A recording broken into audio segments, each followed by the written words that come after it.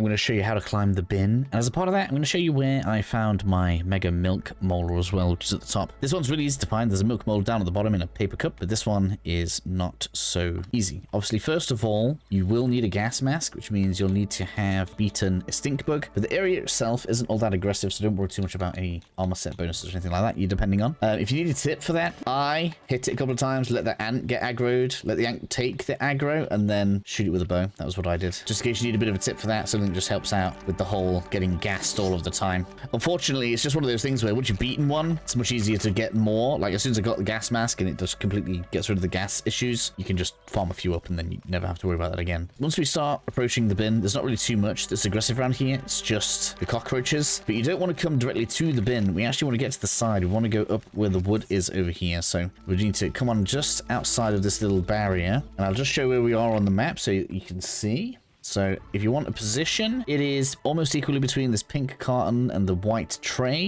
And we're going to be following the wood up the side. Now, there can be some spiders up here, so just be careful of that. Especially as we have to go along some pretty precarious ledges and pathways as we're going across. It could be easier on foot rather than with the ant, but I just like having the ant with me. And if it's your first time, there may be like a boss at the top, but you can summon it up there anyway. So you can see we're going to go across the branch. And if this is enough for you, this is where I would like you to leave me a hammer emoji and a like. Otherwise, the negative engagement will be pretty damaging to me. But either way, thank you for joining me. In any case, you'll see there'll be science if you follow that way. And what you need to do is turn around. And then now, because we've come across onto the banana, we're onto the spoon. Some science down there I didn't pick up before. The best way for that, I actually worked it out and then I didn't bother collecting. We need to jump on top, as you can see there, and then we jump down to the banana so we can head on inside for the science. We'll just grab that quickly.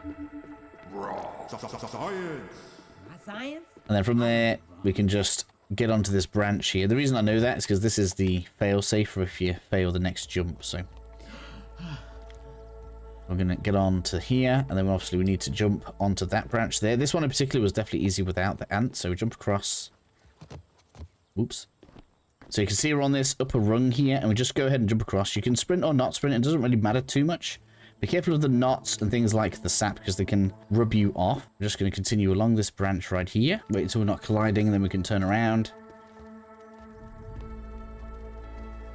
And we can see that we're inside again. We jump across. Whoa, that was close, wasn't it? Jump across to the cloth and onto the tray. You can see sometimes the controls, they just betray you. Now we're onto the outer rope. We're actually nearly there. We need to crouch a little bit so we don't get pushed off. And then we jump onto this, which means we're pretty much there now, which is good. Continuing along, under the battery.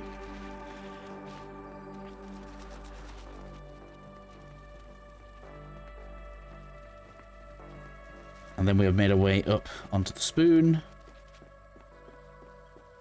At which point we can jump across onto the main bin. There we have it, we've made it. Alright, so the boss will be waiting for you up here, so we'll get that dealt with right now. As you can see, my ant has joined me up here, so you don't need to be too worried about it, but if you've already beat one, now that you have the gas mask, this isn't really an issue. Like, you can gas as much as you want, it's not going to make any difference, so get that done.